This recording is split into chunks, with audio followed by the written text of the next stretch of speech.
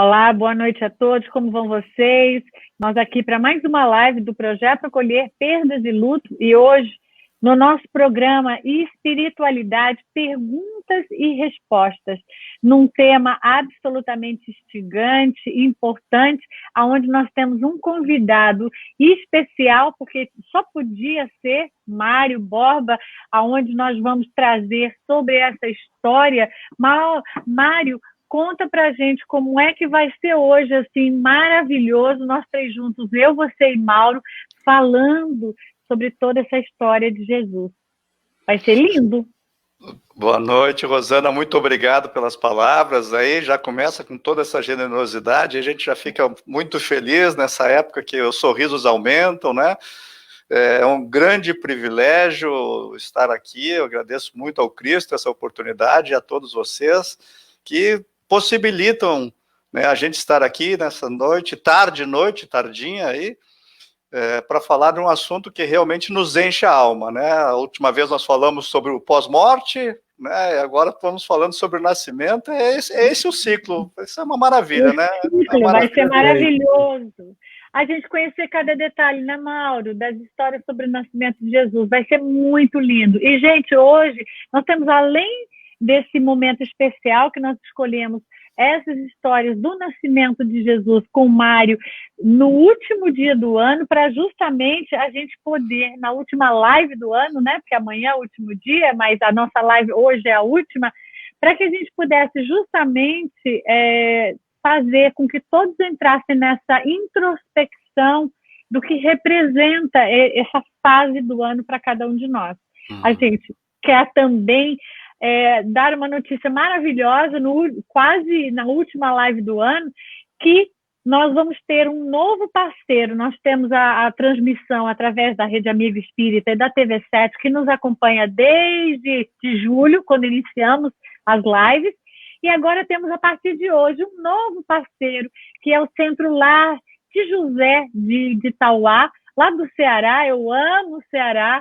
Bem-vindo, gente, vai ser maravilhoso essa parceria, onde nós vamos poder levar as nossas lives para muitos outros corações também poderem fazer parte.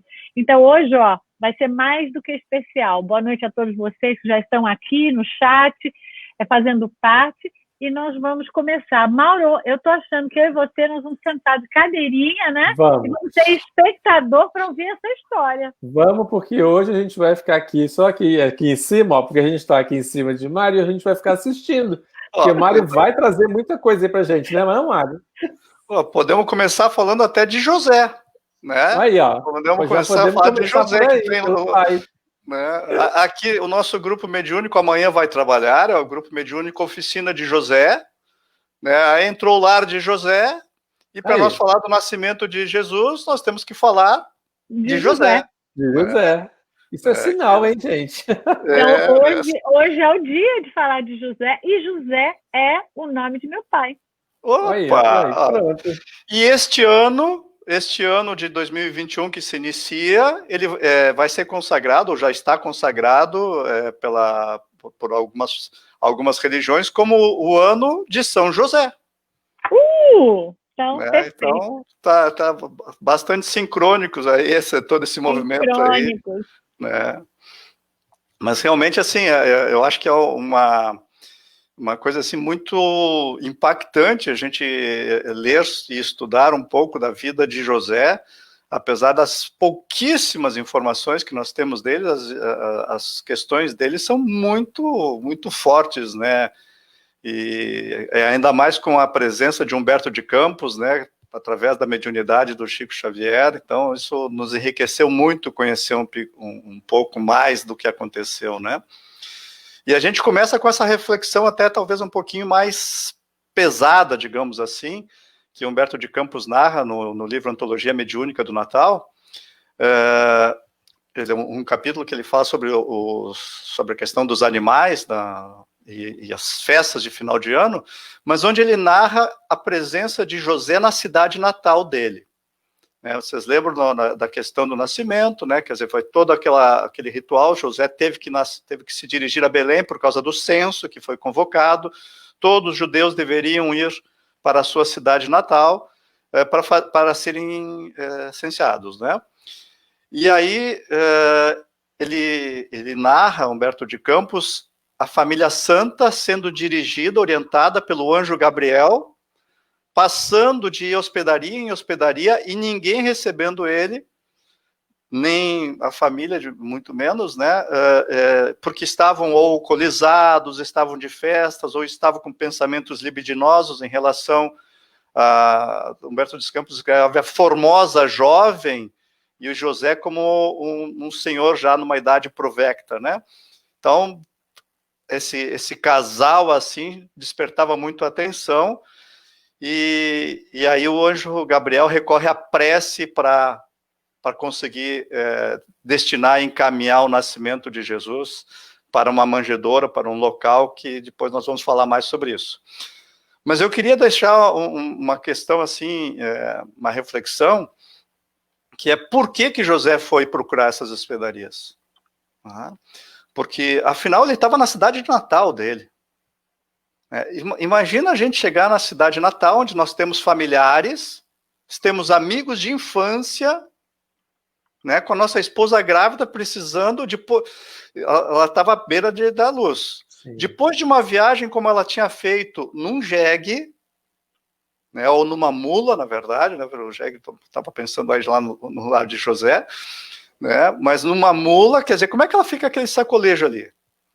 Né, quem é mulher aí que já passou pelo parto, aí sabe que nesses últimos dias fazer uma viagem de carro confortável, com suspensão independente, não é fácil. Imagina numa mula num deserto, numa estrada pedregosa, né? Então ela deve ter chegado assim numa situação assim, pré-parto, expulsando, né? E nessa situação toda, José chega na família dele, né? Porque por que ele vai para as hospedarias? Porque os familiares dele não o receberam, né? Os amigos de infância, amigos, companheiros, não tinham disponibilidade para receber ele. E a gente pode conjecturar várias coisas, né? Mas um senhor na idade provecta, com uma bela jovem formosa, gestante, né? Seguramente aí muitos pensaram assim, né? Ó, José, tu me desculpa, mas eu tenho filhos adolescentes aqui dentro, né? Como é que eu vou dar esse tipo de exemplo aqui, né, de toda aquela sociedade patriarcal muito rígida, né, quer dizer, José provavelmente numa segunda núpcias com alguém tão mais jovem, né, que despertou tantos pensamentos libidinosos.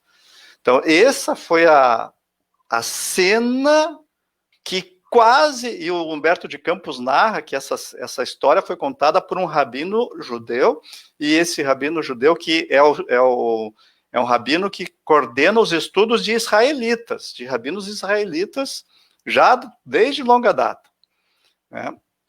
E que, por pouco, não teve dificuldades ainda maiores para nascer, né? Então, nós tivemos aí uma situação familiar aí muito complexa aí para o nascimento de Jesus, e depois essa coisa aqui que a gente já tem, né, que a gente já sabe, né, quer dizer, a grande dificuldade do Cristo nascer é justamente essas festividades com exageros de comes e bebes, e que acabam fazendo com que a gente se apegue cada vez mais aos laços terrenos e cada vez menos com os laços espirituais, tá? Porque para laços espirituais nós precisamos ter união de fluidos espirituais. Quanto mais nós tivermos união de fluidos espirituais, mais fortes ficam esses laços espirituais e menos importância a gente dá aos laços terrenos, né? Que são igualmente importantes, mas eles não podem preponderar, né? As duas coisas têm que estar presentes, a gente tem que conjugar as duas coisas no mesmo ritmo, e não uma preponderar sobre a outra, né? De certa forma, Mari, você falando isso, me lembrei de uma coisa, só para complementar aqui, ou para até perguntar para você, que você vai saber mais do que eu, você falando dessa festa de comes e bebes e tal, de certa forma, a gente está no lucro nos dias de hoje, de um tempo bem distante até aqui, porque antigamente realmente, dizem aí os textos que a festividade do Natal era realmente de muita comilança e beber, e era nas ruas e tudo, e depois de um determinado século, de um determinado ano, que eu não vou me lembrar, é que começaram a incutir nas pessoas o lado familiar da festa, não é? Tem sentido isso? Tem, na verdade, isso é cíclico, né? Isso é cíclico, né? A própria história do São Nicolau, que vai dar origem às questões de Natal, né, dos presentes e da árvore de Natal, é porque houveram períodos assim de fome muito grande, muito intensa. Então, não tinha essa fartura para dar, e as pessoas passavam fome e frio, muito frio. Né? Então, existem várias histórias, várias versões, digamos assim, mas a que faz mais sentido para mim é justamente essa de São Nicolau, e isso é fato, né? Ele chegava nesse período de inverno no hemisfério norte, e ele, as pessoas tinham fome, e ele presenteava as pessoas com alimento, né? E dava um agrado diferenciado para crianças. E levava lenha para aquecer.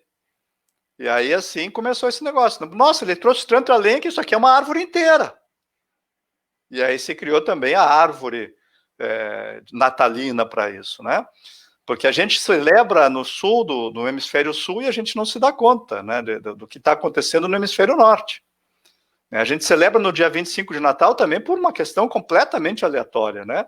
Completamente aleatória. Aliás, perdão, não foi aleatória, mas assim, foi uma mudança programada, né? Isso é uma história que eu acho que já está bem conhecida, só para a gente citar, já que a live é sobre isso, né?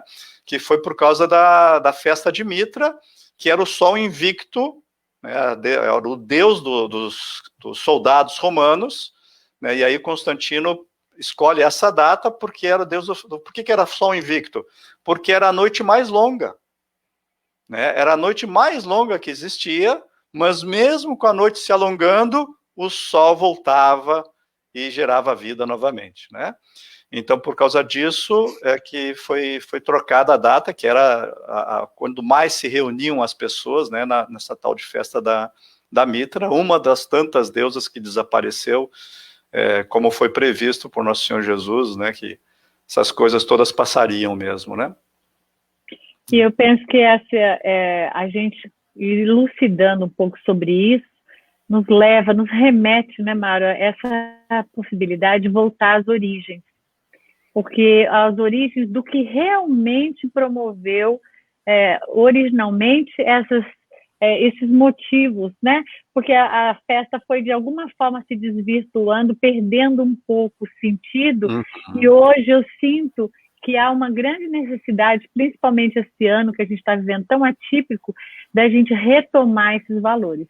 Antes de você continuar, eu quero fazer uma correção, porque eu dei uma informação errada. Gente, o lar, na verdade, de José, ele fica no Rio de Janeiro, na Ilha do Governador, me perdoe. Amo o Rio de Janeiro. Fui moradora há 5 anos do Rio de Janeiro. E eu dei essa informação errada. É mesmo? Também 5 anos lá. Que maravilha, muito bom. Então eu acho muito importante isso, né? Que a gente possa rever a origem disso tudo para que a gente requalifique dentro de nós, né? A gente se desprenda de certas, vamos dizer, esse excesso de presente, certas possibilidades que talvez não tenham tanto valor, e a gente fique com o que realmente é transformador nessa mensagem de Jesus, né?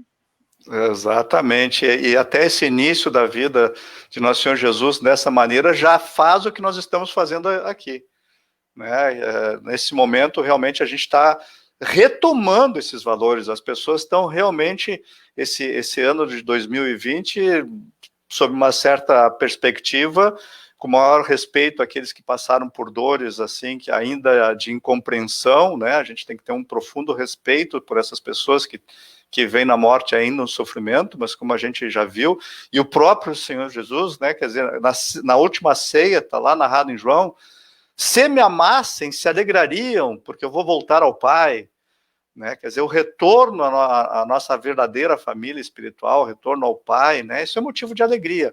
Mas ainda tem pessoas que ainda não conseguem viver e vivenciar isso. Mas esse retorno ao nosso lar espiritual, ele é um motivo de festa, realmente. A população que nos acolhe lá é maior do que a que nós temos aqui. Muito maior, né? Então, com o máximo respeito de quem não consegue visualizar isso ainda e vivenciar isso, esse ano de 2020, ele foi muito importante para isso. Nós estamos retomando a questão desses valores pessoais e valores, assim, do presentear, do abraçar, né? Quer dizer, quem hoje não valoriza um abraço, como diz um querido amigo meu, de 30 segundos? Menino, né? A gente está aqui, né? Se mordendo por um abraço já. Nossa, né? Quer dizer, a gente manda abraço, é aquela coisa assim, todo mundo abraçava, abraços, abração, abraço, mas ninguém estende o braço. O máximo que estende é o dedão ali para ficar digitando, né? Então, essa questão de nós podermos nos abraçar realmente, né? Como a gente gosta de falar lá no grupo do Amigos de Paulo, né? Aqueles abraços de Gamaliel e Paulo, assim, imagina o que era um abraço de Gamaliel e Paulo, né? Com toda aquela compreensão que eles acabaram tendo, a felicidade de anos sem se ver e sabendo que estavam retomando uma caminhada. Nossa! Então, estamos tendo um aprendizado duro, difícil, mas é um grande aprendizado, né? Seguramente as pessoas se reuniram nesse Natal e pensaram muito mais em Jesus do que pensaram no ano passado. Nos últimos anos, eu fazia um desafio para os meus pacientes, assim, olha, percorram as ruas e contem quantas vitrines tem alguma coisa sobre Nosso Senhor Jesus. Percorram quantas imagens tem, quando tem assim alguma coisinha sobre isso, né? E nada, não tinha nada, né? Não tinha. E a gente viu isso, que essa vez assim já tinha alguns lampejos, né? Mesmo no comércio, né? É o retorno, né, que a gente está fazendo. Mas uma coisa importante também que você começou a falar ali, Rosana, que é botar um sentido, um significado, talvez nós tenhamos também aqui, inclusive dentro da doutrina, assim, que fala sobre consolo e essa tradução talvez um pouco apressada e um pouco induzida por alguns textos do primeiro século, aí, da questão do Consolador, né? Eu tenho dito reiteradamente, né? Quer dizer, quando o mundo se tornar de regeneração, nós vamos precisar de Consolador para quê? Quando o mundo for de regeneração, é consolo de quê? Né? Então, essa palavra foi um pouquinho apressada nisso. Nós precisamos de consolo agora, né? E precisamos no passado muito mais. Mas agora nós precisamos ter esse entendimento. Então, essa palavra que foi traduzida para consolador, o original diz paracleto. Paracleto pode ser, inclusive, acolhedor. O projeto Acolher, né, o acolhedor está muito mais propício para isso, porque o paracleto é aquela pessoa que fica ao lado, que está sempre ao lado. Paracleto, do para ali veio o paralelo e tudo mais, né? Então, é aquela pessoa que está ao teu lado. Poderia ser advogado também, né? Mas o importante é essa presença constante e contínua. Porque Nosso Senhor Jesus diz assim, enviarei um outro que ficará para sempre convosco. Né? E aí ele se coloca, um outro, porque ele é o primeiro, paracleto. Mas ele é o paracleto, né? Porque ele era o paracleto já prometido. E se a gente vai ver o texto de Mateus, do nascimento de Jesus, a gente vê por que José tem que ser conduzido lá para Belém. É interessante a narrativa de Mateus, porque ele puxa lá do profeta Jeremias, que fala lá da Rebeca, que não queria ser consolada. E a história de Rebeca é fantástica, né? É interessante, eu chego a dar uma coceira aqui. Gente, você para um pouquinho, Mário, vamos falar sobre isso, senão eu fico... a gente fica falando... Porque tá bom. Né? A Rebeca é interessante... esse texto, né, porque ela não queria ser consolada. Mateus narra isso, que está lá, porque a história dela, assim, ela é a única que não vai ser enterrada junto com o restante da família. Ela fica no caminho de Belém. Ela não quer ser enterrada junto com o mausoléu, lá onde serão enterrados todos os membros, todos os outros familiares foram enterrados num lugar. Ela foi a única que quis ser enterrada lá. E o túmulo dela, que está presente ainda hoje lá, tem no mesmo local, uma construção ali para visitação. Este local, que foi considerado o túmulo de... perdão, não é Rebeca, eu estou falando Rebeca, é Raquel, né? Não Rebeca, perdão, pessoal. É Raquel, túmulo de Raquel. Ele fica como um ponto de orações, porque Mateus descreve, o profeta descrevia assim, que ela não queria ser consolada. Então, o que aconteceu nesse local? Todos os outros familiares que perdiam algum filho, porque ela não queria ser consolada, porque os filhos já não existiam mais. Todas as mães que perdiam filhos passavam ali e faziam orações. Todos passavam ali e faziam orações, por qualquer motivo. Então, o que criou nesse local que faziam orações mães que perdiam filhos? O que nós aprendemos com o Chico? A oração de uma mãe arromba as portas do céu. Quando a gente vai ver os mensageiros, e Anísio descreve, Telésforo descreve, Anísio descreve, que André Luiz, olha, André Luiz, nós temos uma highway aqui para descer, mas nós vamos fazer o trajeto aqui lentamente. Né? E aí ele descreve nos mensageiros todo passo a passo como vai saindo lá do nosso lar até chegar na crosta. Mas tem uma highway também. Essa highway, ela acontece justamente pelas orações. E esse grupo de pessoas, de mulheres que passaram durante séculos buscando o túmulo de Raquel, criaram uma highway que arrombou as portas do céu para o Cristo poder nascer ali. Possibilitou aquele fluxo para vir não só o Cristo, como toda a corte celeste que acompanhou no nascimento dele, né? Então, esse entendimento desse processo físico, que às vezes a gente vê associar a dificuldade de um Cristo reencarnar, né? Mas tem que ter um mecanismo que torne isso possível. Não é uma coisa assim, simplesmente mágica, até porque nosso Senhor Jesus falou várias vezes, não vim destruir a lei. Né? Então ele não veio fazer milagres, entre aspas, não veio fazer coisas fenomênicas, ele veio aqui de uma maneira que a gente pudesse compreender, né? Com processos lógicos, né? Fé raciocinada para a gente entender e aquela nossa fé estar cada vez mais positiva, digamos assim, e assertiva, né? Interessante, Mário. Perdão, Rô. Só uma coisinha que você falou que Raquel não queria ser consolada, não queria ser acolhida, não é? E exatamente no túmulo dela se tornou o local principal de acolhimento, né? Exatamente. Seus filhos. Muito interessante isso. Seguramente ela não quis fazer isso justamente porque era uma das tantas missionárias, porque o programa do Cristo, ele não começa na encarnação dele. Né? Nós é que fazemos essas coisas assim, pouco planejada, digamos assim, né?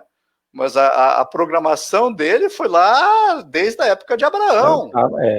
Né? E já estava assim, toda sabendo o que ia acontecer, né?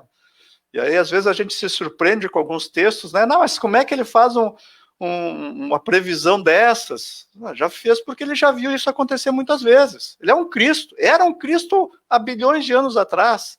Então, esse processo que nós estamos vivendo aqui, ele já viu isso acontecer milhares de vezes, ou sabe-se lá quantas vezes, não sei quantas vezes precisa para a gente ver. Para a gente aprender as coisas precisa 400 vezes, né? É pouco. Né? Mas... Eu ia mencionar que na segunda-feira nós fizemos um bate-papo junto com Jussara Korngold, de Nova York. Querida Jussara. E a Jussara está aqui cumprimentando, dizendo olá, Rosana, Mário, querido Mário. Eu comentei com ela, nós comentamos que você está aqui com a gente hoje. Ela manda um abraço, fizemos uma viagem com o Mário. Aqui, ó, que ótimo. A gente se encontrando. E agora eu vou falar no ar, porque foi uma coisa que a gente combinou lá. Vamos fazer uma live Mário com Jussara. Vamos, Vamos. marcar, viu, Jussara? É um privilégio. Vamos marcar, vai ser ótimo. Nossa, tivemos assim conversas maravilhosas, pessoa maravilhosa lá, com um trabalho igualmente maravilhoso, né? Então, ó, era realmente assim uma pessoa que nos encanta e foi mais uma bênção. A gente estava falando antes, né, das sincronicidades que vão nos ligando, né? A gente quase que não precisa mais para a gente saber das coisas o que é certo e o que é errado. Mas a sincronicidade nos dá uma segurança, né? Nos trazem um sorriso, uma firmeza que é muito legal, né? E essa sincronicidade também nos dá a certeza daqueles laços de amizade que a gente faz antes de nascer, né? Para que quando a gente reencarne, a gente tenha esses laços assim, vai estreitando eles, firmando eles cada vez mais. E isso dá uma sensação de acolhimento, né? Porque a gente sente, poxa, nós estamos juntos, que gostoso, conhecemos há tanto tempo, é muito bom. Eu queria aproveitar para a gente fazer uma pergunta de Daiane, que é uma pergunta muito clássica, né? Porque muita gente faz essa pergunta, foi muito importante ela trazer. Chegando agora, não sei se já foi falado, mas sempre tive curiosidade sobre a parte onde José não acredita que Maria estava grávida, dando a entender que ela era realmente virgem no sentido físico. Então, isso é uma pergunta que muitas pessoas fazem. O que é que você conta para a gente, Mário, sobre isso? Olha, assim, hoje é possível uma mãe gestar e continuar virgem? Hoje é possível. É possível fazer um implante, é possível fazer uma microcirurgia, é possível fertilizar o óvulo, pode fazer tem várias maneiras para fazer isso. Hoje, um Cristo não sabe fazer isso 2000 anos atrás? E essa corte celeste, Lucas, nós temos que lembrar assim que Lucas faz um trabalho hercúleo, porque ele conseguiu colocar em termos, digamos assim, científicos da época. Lucas faz uma pesquisa científica, né, com os recursos que a ciência oferecia naquela época. Lucas era um médico, era um cientista da época e busca esse conhecimento, né? Então, ele descreve esse fenômeno como se fosse realmente assim um fenômeno junto de uma ectoplasmia no entorno da Mãe Santíssima, né?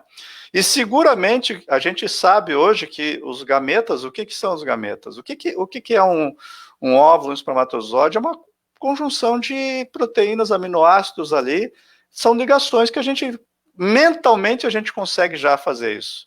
Hoje a gente já consegue modificar o nosso DNA através do nosso pensamento. Nós, incipientes, conseguimos manipular o nosso próprio DNA. Se nós podemos hoje controlar um DNA, um Cristo pode controlar o DNA 2000 anos atrás?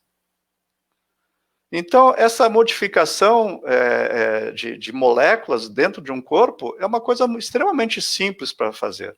E a gente vê isso não só em torno do DNA, mas a gente vê isso a exaustão na obra de André Luiz, várias situações físicas sendo alteradas por passes magnéticos e tudo mais. Revitalização de tecidos, né? Então, é uma coisa assim que a capacidade, e assim, Nosso Senhor, mas Nosso Senhor Jesus estava encarnando, ele estava ali num estado assim, digamos assim, sonambúlico. Sim, mas ele estava com uma corte celeste de pessoas da mesma faixa vibracional, com a mesma capacidade, né?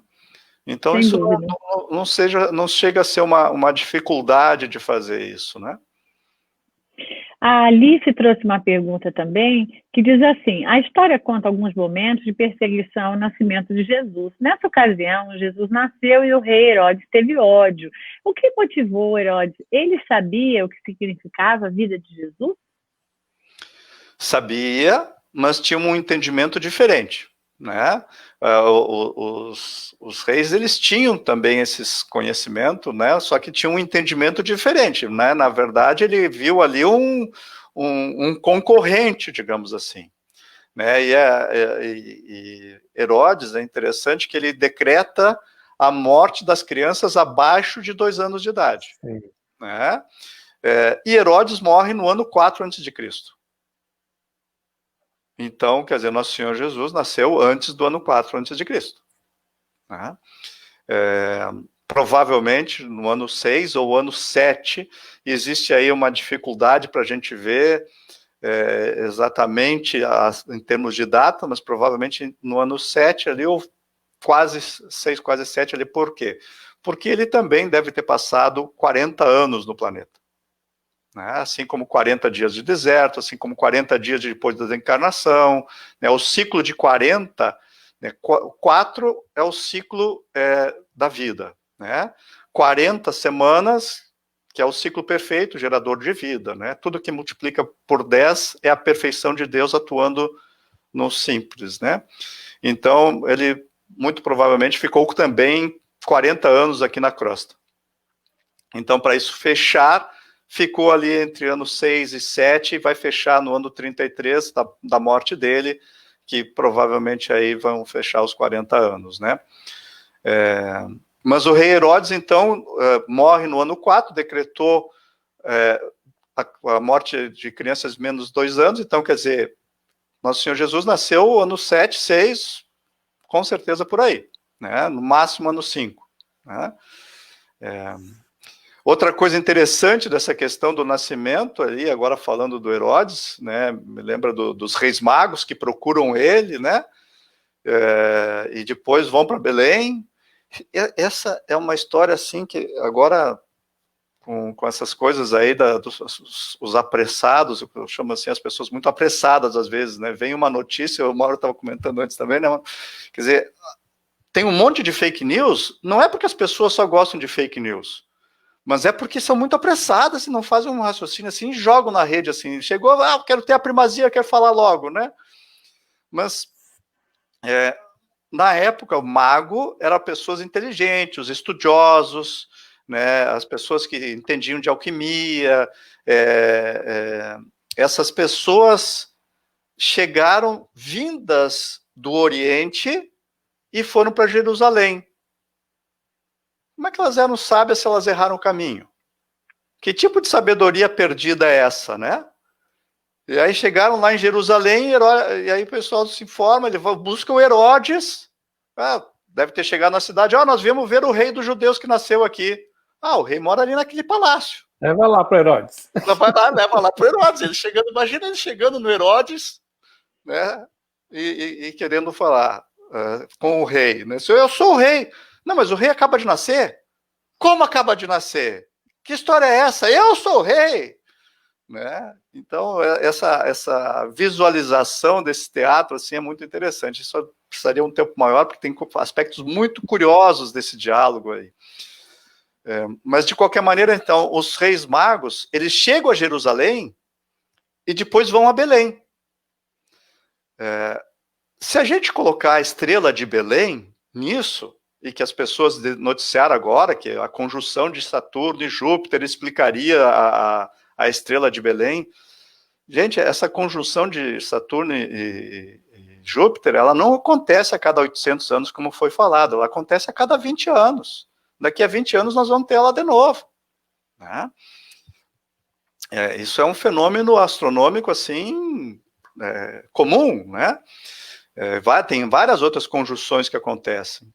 Mas, de qualquer maneira, então, se a gente colocar assim, vou fazer aqui na tela, que é assim, digamos assim, estou vindo do Oriente e chego em Jerusalém. Aí estou me guiando pela estrela. Tem uma estrela aqui em Jerusalém. E eu estou vindo, me aproximando, daí eu chego em Jerusalém e vou para Belém. A estrela fez um ângulo de 90 graus. Eu vim acompanhando a estrela lá do Oriente. Cheguei em Jerusalém, a estrela desceu. Qual é a estrela que faz uma viagem de 90 graus?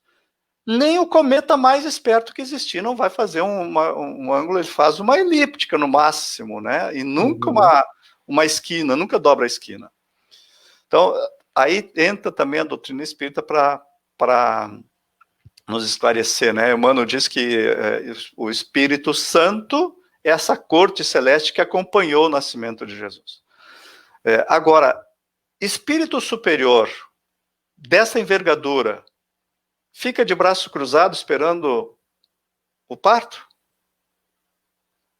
Porque qual é a maior dor que um espírito pode sentir? A consciência do tempo perdido. Então, eles não perdem tempo. Né? Espírito superior não tem esse negócio, vou dar uma descansadinha aqui, vou botar as pernas para o ar aqui durante uns minutinhos. Não tem isso. É trabalho, trabalho, trabalho, trabalho. Assim como Nosso Senhor Jesus convoca os apóstolos. Ele não pega ninguém que estava descansando. Ele pega só quem estava trabalhando. Mas Mateus estava sentado na coletoria, ele estava lá sentado. Sim, mas o trabalho dele era sentado na coletoria. Também estava trabalhando. Né? Pedro, João, não estavam nem ouvindo o discurso dele. Nosso Senhor Jesus estava fazendo uma proclamação do reino de Deus e Pedro não queria nem saber daquilo lá. Estava lá trabalhando com as redes. Então, o trabalho é uma necessidade de todo o espírito, né? E é uma urgência que nós temos que acostumar a fazer isso. Nessa época também, agora que muitas pessoas gostam de tirar férias, né? Eu lembro o mentor da casa que me disse uma vez assim, acabou as férias, guri. Não tem mais férias não, vai trabalhar. Voltando então ao nosso texto, né? Então, esses espíritos superiores, eles não ficam aguardando. O espírito superior vai lá onde é mais propício ele influenciar. O que acontece em Jerusalém? Em Jerusalém tem um templo, ou tinha um templo na época gigantesco. Quantas pessoas estavam lá em oração? Então, toda essa corte celeste que veio acompanhando, enquanto estava nesse momento que o Nosso Senhor não estava precisando da corte celeste, eles estavam lá em Jerusalém, influenciando as pessoas que estavam em oração. Estavam ajudando na orientação.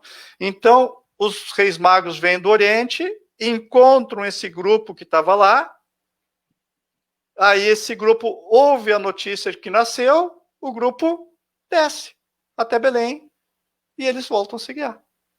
Né? Porque sábio, na verdade, tem que ter o conhecimento da vida espiritual. Esses reis magos, na verdade, eles tinham uma visão espiritual do que estava acontecendo. Eles tinham visão astral do que estava acontecendo. Né? Então, eu lembro do Chico se materializando nos trabalhos, aliás, o Chico se materializando, perdão, Emmanuel se materializando nos trabalhos do Chico, né?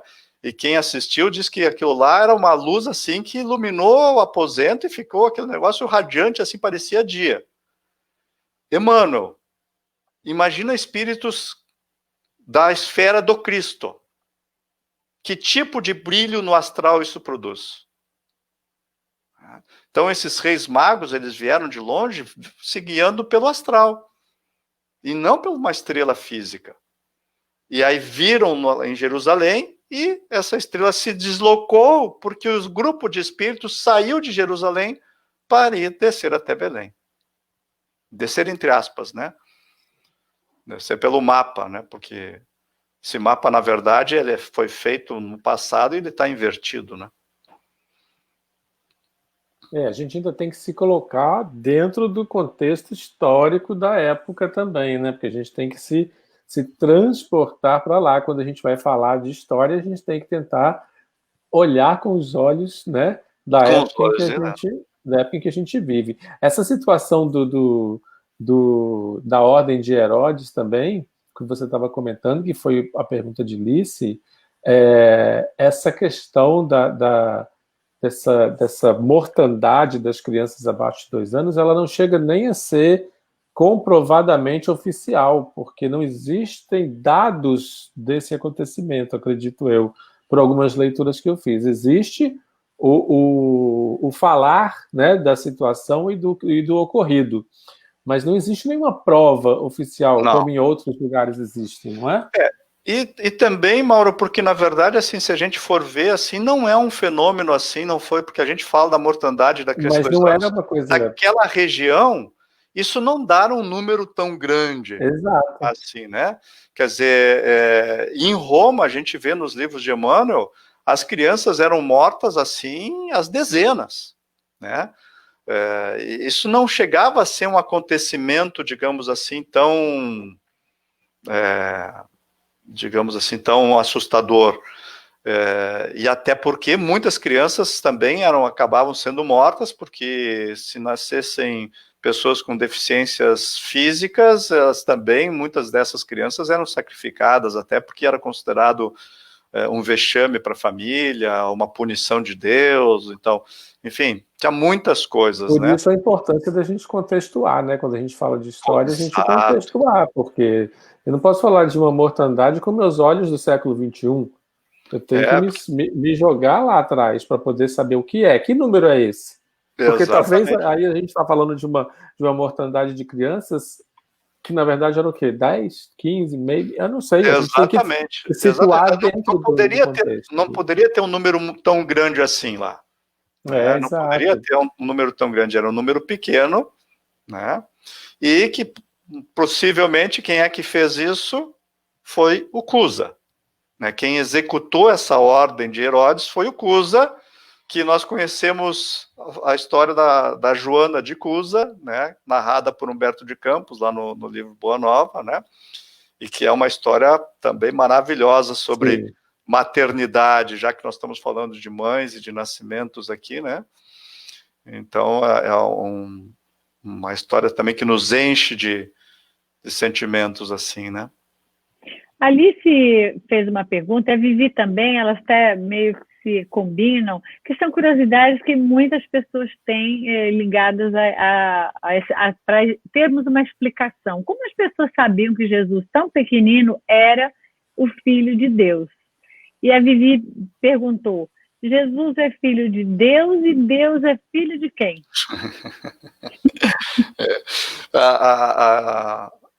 Filho de Deus somos todos nós. Né? Nós somos filhos de Deus.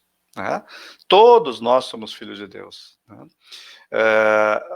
Deus é filho de quem? É uma pergunta interessante. Né? Aí nós teremos que remontar a alguma compreensão diferente. Né?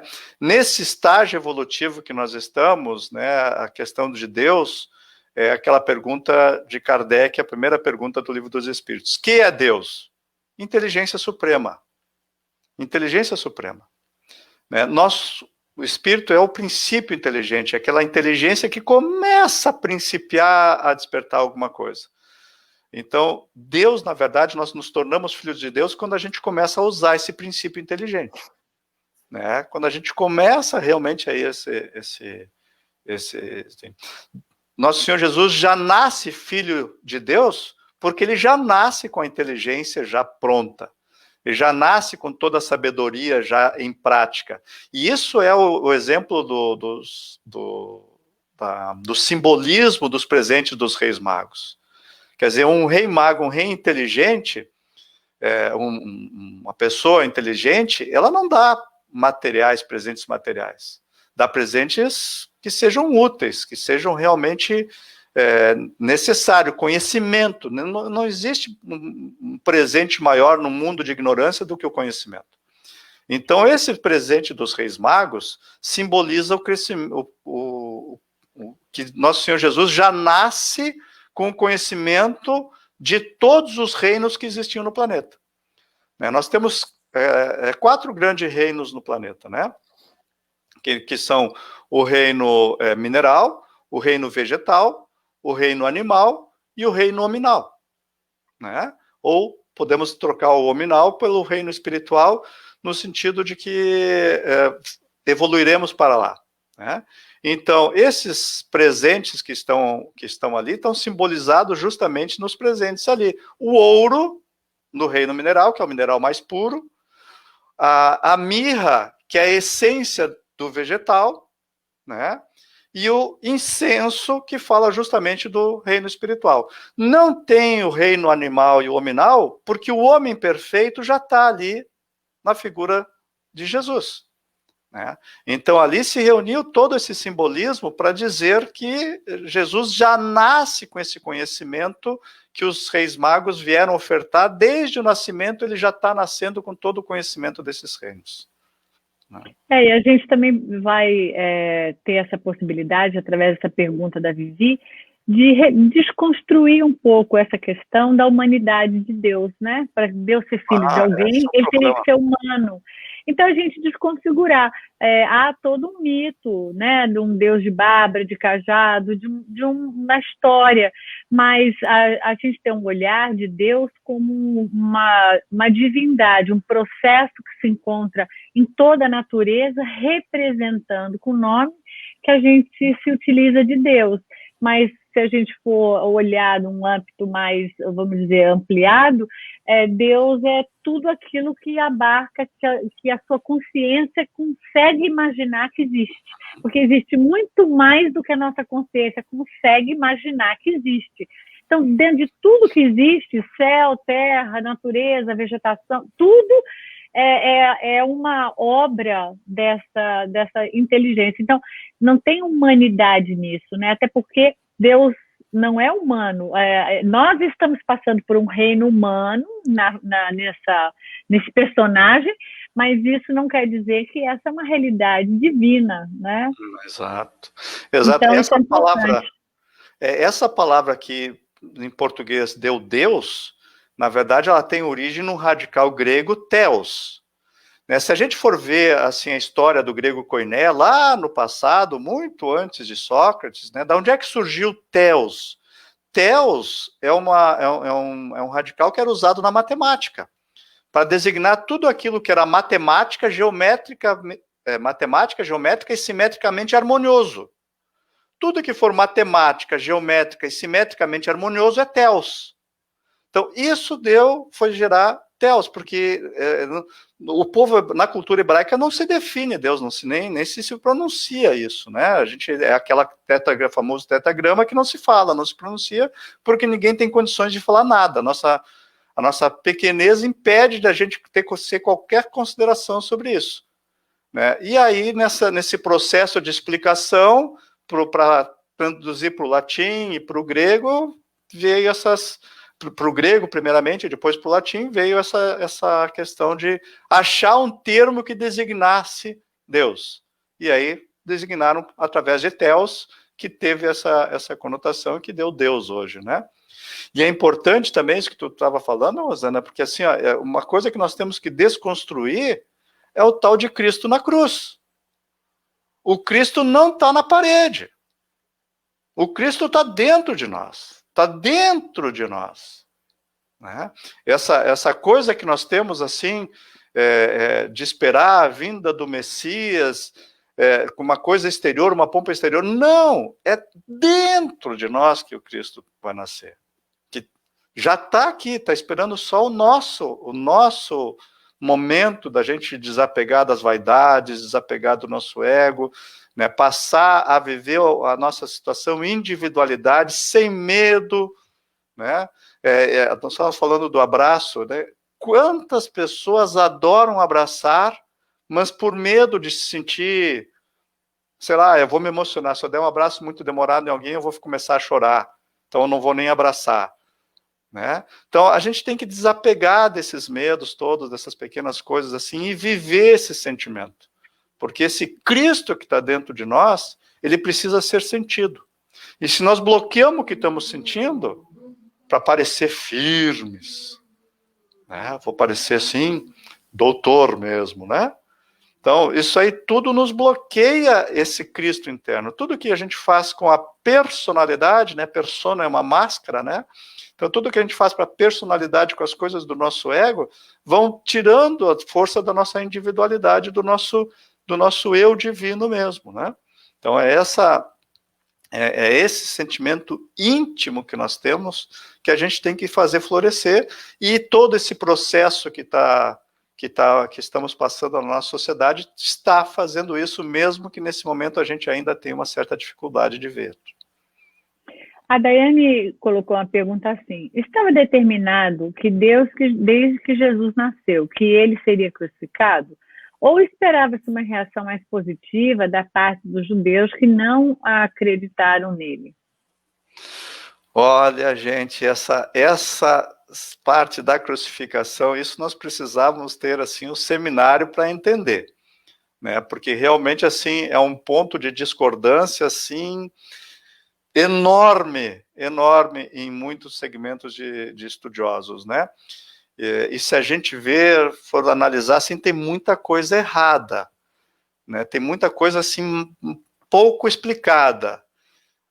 Por exemplo, né, é dito lá nos evangelhos e nos textos, é dito que os judeus não tinham poder para matar ninguém.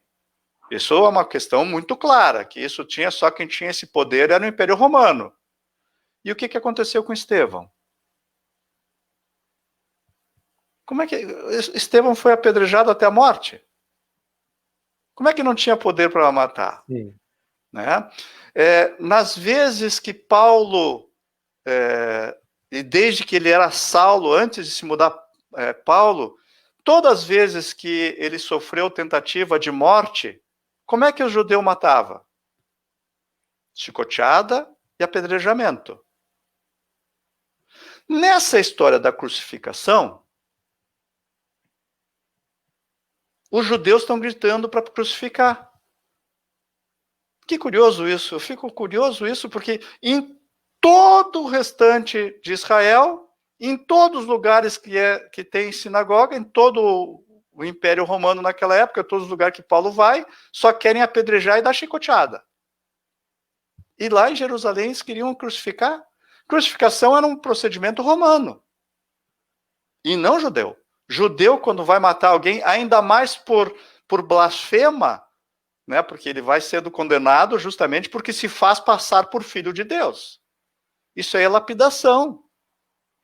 Então nós temos muitas coisinhas assim que não estão encaixando aí, que a gente precisaria um tempo maior para trazer mais ingredientes, né, e trazer mais reflexões, até para a gente entender muito bem alguns pontos que tanto os irmãos judeus quanto os irmãos islâmicos falam. Porque existem assim muitas coisas, como diz André Luiz lá no prefácio do Nosso Lar, né? Os vasos ainda frágeis não têm capacidade de compreender.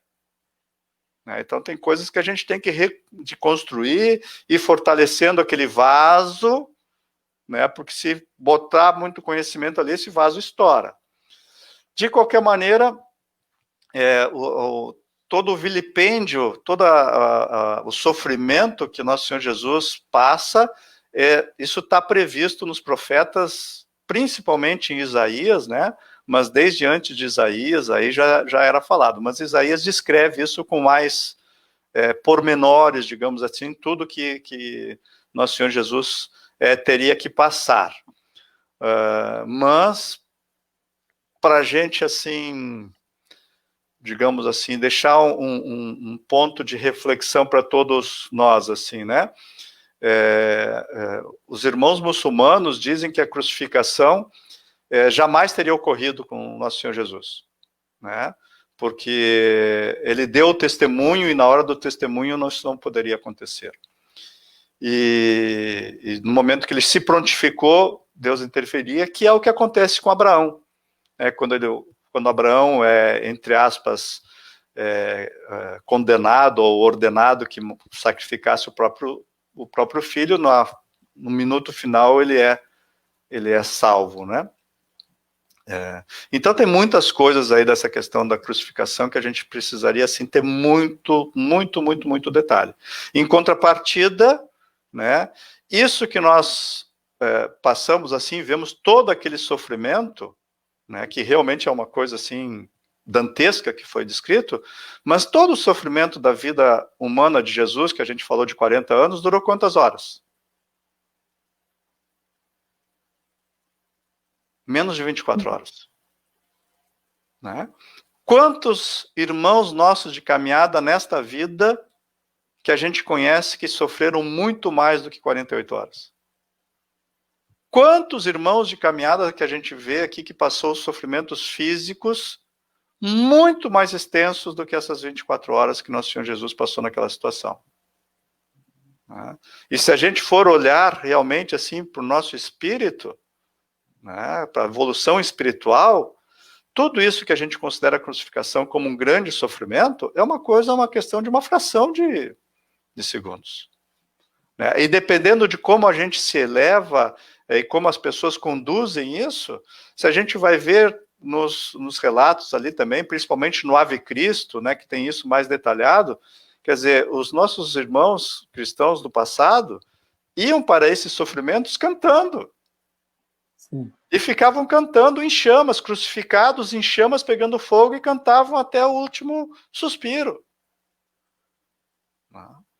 Então, existem mecanismos físicos, inclusive, fisiológicos, que a gente tem como diminuir a percepção da dor. Né? E se a gente diminui essa percepção da dor, o sofrimento ele não é tão grande quanto a gente imagina. Então, é outra coisa que a gente tem que desconstruir nessas imagens, né, que a gente tem da crucificação, esses filmes assim, nossa, para vender assim aquele sangue todo, né, a própria coroa de espinhos, a gente tem uma planta que se chama a coroa do Cristo, que é a coroa de espinhos, não era assim. Quer dizer, a planta que formou a coroa era de Mimosa nilensis, que é uma espécie de uma acácia.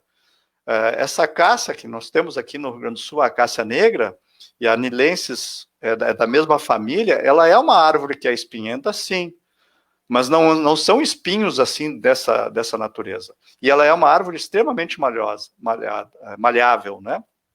E, inclusive foi preparada para fazer essa coroa de espinhos. O relato lá, o termo que é descrito, Lucas escreve lá justamente o preparo que houve para a formação desta coroa. Né? Então, esse espetáculo dantesco da crucificação, ele tem muitos detalhes que a gente precisaria se debruçar e ver o texto, realmente o que está na narrativa dos originais, e, além disso, nos livrarmos dos preconceitos e nos livrarmos dessas imagens que a mídia nos imputou. Né? Não foi aquele espetáculo dantesco da maneira como foi descrita, né? Mário, o tempo está tão gostoso. Ai, meu Deus! Já passou uma hora? Eu estava aqui adorando isso. Então, Mário, a gente quer muito agradecer por você contar detalhes, né? E é tão importante que todos nós possamos ficar aqui sempre lembrando que toda essa passagem de Jesus havia, sim, um planejamento espiritual ao qual essa mensagem, todo esse trajeto nos levaria a toda essa mensagem que até hoje, né, depois de todo esse tempo, nós estamos aqui ainda buscando reconstruir, entender. Então, eu acho que todos esses passos, essa incompreensão, a ignorância do povo naquele momento, a forma que Jesus, vamos chamar, não foi acolhido, fazia parte da história de como nós nos encontrávamos naquele momento, porque talvez nós estivéssemos presentes em épocas muito parecidas, né? Se não lá, vamos dizer assim, né? Então é importante também que a gente perceba que todo o contexto da história de Jesus, os pequenos detalhes, foi para que a gente pudesse hoje nos tocarmos nessa introspecção e percebemos a grandeza da história, da experiência e de todo o exemplo que ele deixou, né? Esse exemplo, Rosana, sendo bem rápido, assim, né? Isso eu acho, assim, de uma preciosidade enorme, né? Porque a gente busca Deus no céu, né? Buscamos coisas do céu, mas não é isso. É aqui. Tu quer encontrar Deus, entre aspas, tu quer encontrar Cristo, tu quer encontrar o Espírito Superior, trabalha aqui, que eles vêm até aqui. Né? Isso, não só o Cristo desceu para fazer isso, mas se a gente vê lá desde a primeira parte dos testamentos, da aliança, no chamado Antigo, que eu não gosto desse nome, é Primeiro Testamento, no Primeiro Testamento, Deus desce para falar com Moisés. Deus desce para se manifestar através dos médiuns, chamados profetas da antiguidade. Né? Então, eu sempre digo isso aqui para nós todos aqui da casa de Filipe, a gente costuma dizer isso. Quer encontrar espírito superior? Vai para as trevas. Vai para as trevas, lá tu vai encontrar o espírito superior. Quanto mais trevoso tu for no lugar, mais tem o espírito superior lá. Né? No livro Libertação, para encerrar aqui minha participação, assim, dá né? O Gúbio está lá na parte mais trevosa que ele foi, lá com o André Luiz. O André Luiz não consegue ver, mas o Gúbio faz uma prece e mãos invisíveis direcionam e fazem todo um tratamento espiritual para as pessoas. Né? No local super trevoso. Né? Então, essas mãos invisíveis já estão lá. Elas não se materializaram, elas já estavam ali e não eram percebidas nem pelo André Luiz, somente pelo Gúbio e muito menos por aqueles que estavam encarnados. Então, nós aqui também temos que fazer o que os reis magos fizeram, e foi o que nosso Senhor Jesus fez. Procura o reino do Espírito e as outras coisas serão dadas em acréscimo. Não é promessa de amizade, isso. Isso é uma lei que o Cristo nos deixou. Eu vou deixar uma dica aqui, vou aproveitar também, que a gente já acabou o tempo, né, Rô? Mas não podia deixar de falar isso dentro desse processo de desconstrução que Mário falou tão bem, trouxe tão bem para nós. Eu vou deixar uma dica para vocês, que nós fizemos um espiritualidade, não sei se há 2 semanas atrás, com o Luiz Lima, que foi, o título era Justiça Divina. Então, para quem quiser dar uma olhadinha nessa live, a gente começa a live do Luiz com a pergunta: a crucificação de Jesus foi justa? E aí a live se discorre e no final a gente tem uma resposta muito boa. Então, para vocês que estão assistindo, corre no nosso YouTube e procura essa live, A Justiça Divina, porque tem tudo a ver com o que a gente está falando aqui hoje. E é com o Luiz, né? Gente, nós gostaríamos muito de agradecer a todos vocês que participaram junto com a gente, agradecer os amigos das redes transmissoras e agora essa alegria de termos também o Lar José, os amigos do Rio de Janeiro, lá na nossa querida Ilha do Governador, aonde juntos, né, nós vamos poder levar essa live a tantos outros lugares. Ela será também colocada dentro do nosso canal do YouTube, Projeto Acolher Perdas e Luto, e se você tem vontade de vir conhecer mais sobre o projeto, se você conhece alguém que está passando pela partida do ente querido, gostaria, acharia que necessitaria desse acolhimento, entre nossas redes sociais, como também dentro da nosso website, para a pessoa poder se inscrever para fazer parte dos grupos de acolhimento.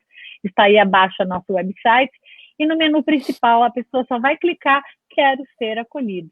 Então, eu quero muito agradecer a Mário. Bom, essa é só a última do ano, né, Mário? Vamos estar juntos em muitas outras do ano. Agradecer a Mauro e a pessoal que está hoje, Gabi e Laís, no backstage. Sem as meninas, a gente não realizaria essas lives, né? E dizer que nós, amanhã, tem mais. Amanhã nós não faremos uma live, mas nós gravamos. Vai ao ar às 18 horas do horário do Brasil. Nós gravamos uma live. Eu, Mauro, Maísa e Roberta. E vocês vão gostar muito, porque amanhã nós temos uma surpresa, né? Nós vamos falar do adeus. Ué, o que aconteceu? O adeus, eu velho. E vai ser que maravilha. Muito bom. Muito esse boa adeus essa, eu velho. Vamos deixar esse adeus eu velho. Cadê a capa, menina? E eu aconselho todo mundo amanhã, às 18 horas do Brasil, às 4 horas da tarde aqui dos Estados Unidos.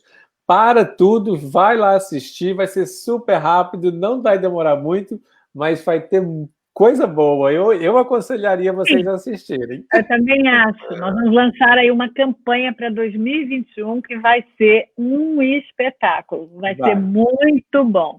Então, gente, até a próxima. Nós desejamos que amanhã vocês passem esse momento junto com a gente do Adeus, Eu Velho, mas que também vocês passem em casa. Que nesse momento a festa é a vida. A festa é celebrarmos, estarmos vivos, essa é a maior gratidão. E essa possibilidade de o abraço não ser pessoalmente, lembre-se, nós podemos nos abraçar enquanto não podemos nos encontrar assim, de uma forma do calor do coração. Então aqui vai nosso abraço, Mário, para você, para a Mauro, para todos que estão nos assistindo. para todo mundo. Um grande gente. abraço. Gratidão, Mário. Feliz ano novo para vocês. 30, 40, 1 minuto. 1 minuto assim. Isso. Maravilhoso. Ótimo ano novo a todos. Gratidão, Mário. Fica com Deus e a gente se vê o ano que vem. O ano que vem. Rapidinho, não vai demorar. Não. Tchau, gente. Obrigado a todos vocês.